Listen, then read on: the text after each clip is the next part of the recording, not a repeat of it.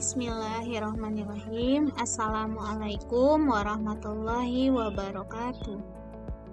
Ya, teman-teman, pada kesempatan kali ini kita akan mempelajari mengenai lembaga sosial. Setelah kemarin kita sudah banyak mempelajari mengenai interaksi sosial, faktor-faktor yang mempengaruhi adanya interaksi sosial, kemudian bentuk-bentuk interaksi sosial, baik itu asosiatif maupun disosiatif. Sekarang kita akan mempelajari lembaga sosial. Teman-teman, interaksi sosial antar individu dan kelompok maupun interaksi sosial antar kelompok menjadi awal terbentuknya lembaga sosial, kelompok maupun organisasi sosial. Interaksi sosial terjadi untuk memenuhi kebutuhan dan keinginan hidup. Dengan demikian dapat dikatakan bahwa interaksi sosial merupakan syarat utama terciptanya lembaga atau kelompok sosial di masyarakat. Baik, kita mulai. Ya, pokok bahasan kita pada bab 2 ini adalah mengenai pengertian dan karakteristik lembaga sosial, kemudian jenis-jenis lembaga sosial, fungsi lembaga sosial, contoh lembaga sosial, kemudian ada latihan. Ya, pengertian dari lembaga sosial dan karakteristik lembaga sosial. Lembaga sosial adalah sistem tata kelakuan dan hubungan yang didirikan untuk memenuhi kebutuhan manusia. Pengertian ini dari Kuncharaningrat. Teman-teman juga bisa melihat pengertian lembaga sosial lainnya menurut Surjono Sukanto dan Leopold dan Howard Becker dalam Eli Setiadi di dalam buku paket teman-teman, buku paket IPS halaman 112. Oke, kita lanjut. Karakteristik lembaga sosial. Apa saja sih yang menjadi ciri-ciri lembaga sosial atau apa saja yang harus dimiliki oleh sebuah lembaga sosial? Yang pertama, memiliki simbol sendiri. Sebagai tanda, simbol sendiri ini sebagai tanda khas atau ciri khusus sebuah lembaga. Kemudian adanya tata tertib dan tradisi. Sebagai panutan secara tertulis dan tidak tertulis oleh anggotanya. Bisa juga ini sebagai kalau misalnya teman-teman lihat di sekolah ada tata tertib atau visi misi ya teman-teman. Kemudian usianya lebih lama sehingga terjadi pewarisan dari generasi ke generasi. Jadi dia sifatnya tidak sementara lembaga sosial ini. Kemudian ada ideologinya, ada sistemnya, sistem gagasan yang mendasar, yang dimiliki bersama, yang dianggap ideal oleh anggota-anggotanya. Kemudian memiliki alat kelengkapan untuk mewujudkan tujuan lembaga, ada peralatannya, ada perlengkapannya, mempunyai gedung, mempunyai sarana dan prasarana, dan sebagainya. Kemudian, memiliki tingkat kekebalan atau daya tahan. Artinya, memiliki tingkat ketahanan sehingga lembaga tersebut tidak hanya bersifat sementara. Jadi tidak hanya dibikin untuk hanya jangka pendek ya teman-teman. Lembaga itu dibikin untuk jangka panjang karena menyangkut hajat hidup orang banyak. Kita lanjut. Jenis-jenis lembaga sosial. Lembaga sosial ada 5 yang kita bahas. Yang pertama ada lembaga keluarga, lembaga pendidikan, lembaga ekonomi, lembaga agama, lembaga politik. Yang pertama ada lembaga keluarga. Keluarga merupakan unit sosial terkecil yang terdiri atas ayah, ibu, dan anak. Dalam keluarga juga diatur hubungan antara anggota-anggotanya sehingga setiap anggota keluarga mempunyai peran dan fungsi yang jelas. Seorang anak mengalami proses sosialisasi awal melalui lingkungan keluarga, termasuk pengenalan norma-norma yang berlaku dalam keluarga.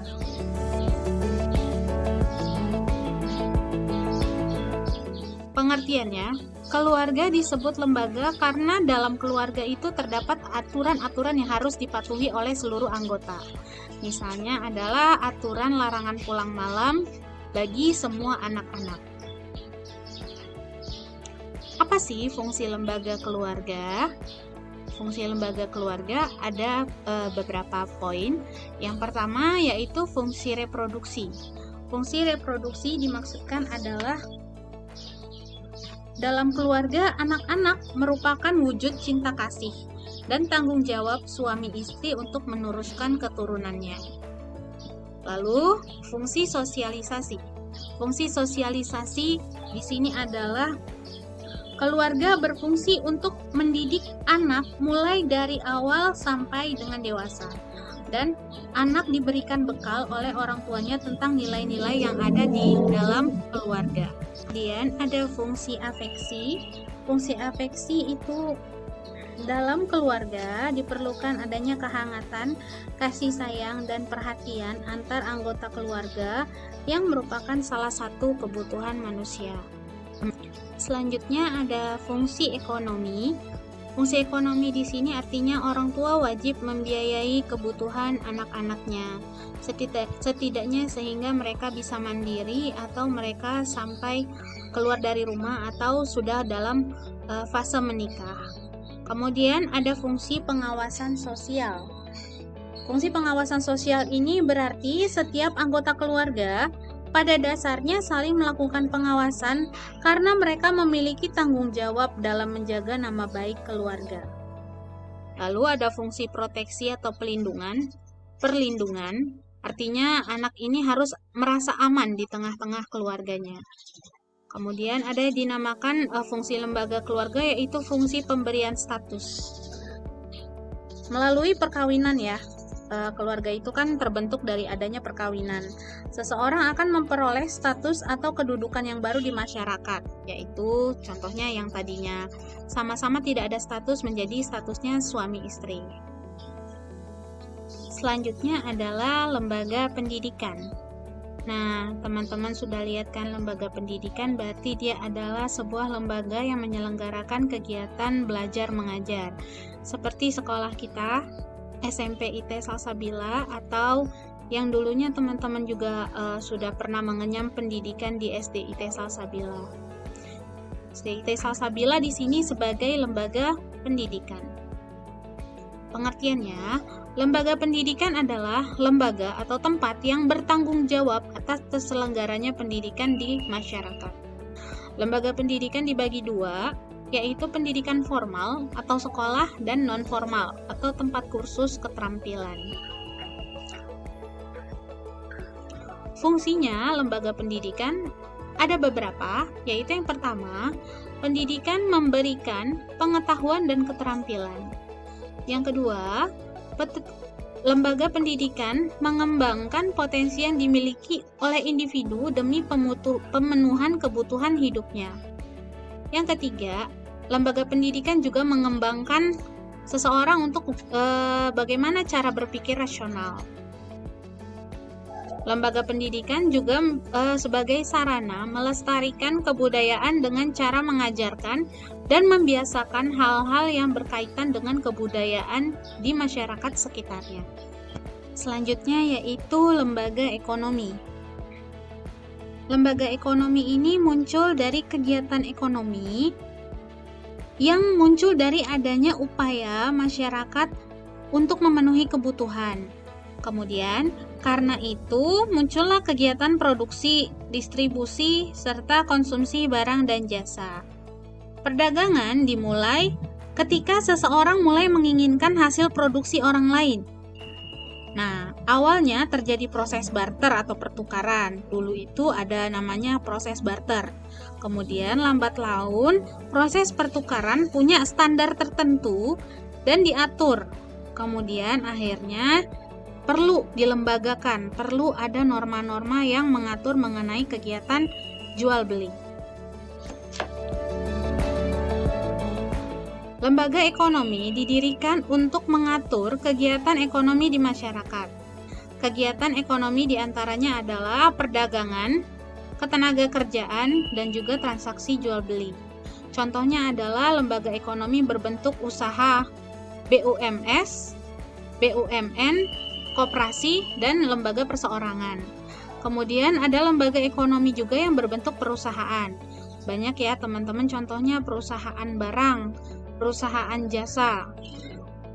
Perbedaan BUMN dan BUMS adalah BUMN ini dia modal terbesar itu dimiliki oleh negara.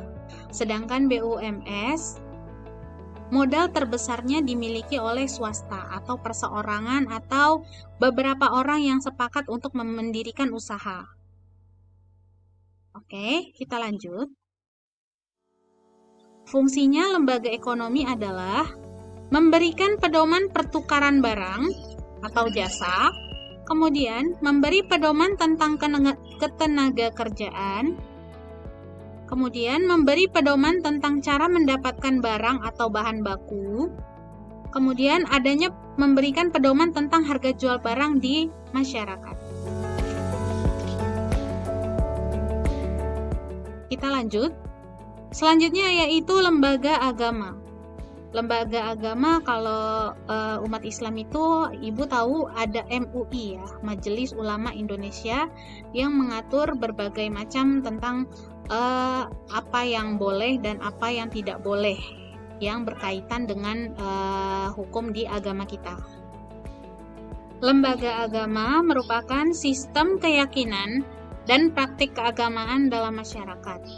Agama itu sendiri adalah ajaran, sistem yang mengatur tata keimanan atau kepercayaan dan peribadatan kepada Tuhan serta tata cara kaidah yang berhubungan dengan pergaulan manusia. Jadi agama itu mengatur mengenai bagaimana hablum minallah dan hablum minannas di agama Islam. Contohnya ada MUI atau Majelis Ulama Indonesia, ada PGI atau Persatuan Gereja Indonesia, ada juga KUA, Kantor Urusan Agama, Departemen Agama, dan sebagainya. Beberapa fungsi lembaga agama, yaitu yang pertama, sebagai sumber pedoman hidup bagi individu maupun kelompok. Yang kedua, merupakan tuntunan tentang prinsip benar atau salah untuk menghindari perilaku menyimpang, seperti membunuh, mencuri, dan perbuatan merugikan lainnya. Kemudian, pedoman perasaan keyakinan atau confidence. Lalu, selanjutnya, sebagai pedoman keberadaan atau existence. Selanjutnya, sebagai pengungkapan keindahan atau estetika. Nah, manusia yang suka keindahan dapat mengekspresikan rasa estetika dengan membangun rumah ibadah dan hal-hal yang lainnya berkaitan dengan kepercayaan.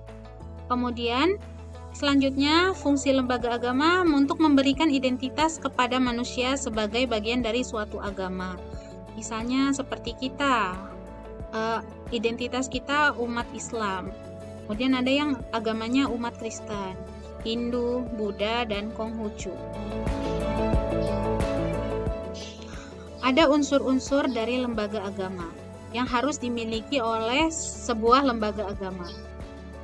Yang pertama, yaitu kepercayaan agama, simbol agama, praktik agamanya sendiri, ada umat beragamanya, kemudian ada pengalaman keagamaan. Teman-teman bisa lihat di halaman 124 buku paket mengenai penjelasannya.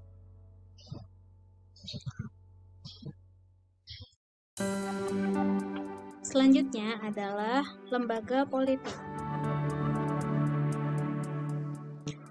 Lembaga politik adalah lembaga yang mengatur semua aktivitas yang berkaitan dengan perpolitikan negara, seperti urusan pemerintahan daerah dan pemerintahan pusat atau pemerintahan negara. Contohnya yaitu adanya presiden dan wakil presiden, Dewan Perwakilan Rakyat, Majelis Permusyawaratan Rakyat atau MPR, Mahkamah Agung, dan Mahkamah Konstitusi atau MK. Fungsi lembaga politik adalah mengatur norma-norma tentang kekuasaan melalui undang-undang. Kemudian, lembaga politik juga berfungsi sebagai pengontrol atas konflik yang terjadi di dalam suatu negara atau di daerah juga ya. Kemudian, menyelenggarakan pelayanan kepada masyarakat. Sekarang kita latihan. Latihannya adalah menjawab soal di bawah ini dengan tepat. Pertanyaan nomor 1, tuliskan pengertian dari lembaga sosial. Yang kedua, tuliskan 5 fungsi lembaga pendidikan. Ketiga, tuliskan 5 contoh lembaga politik yang ada di Indonesia.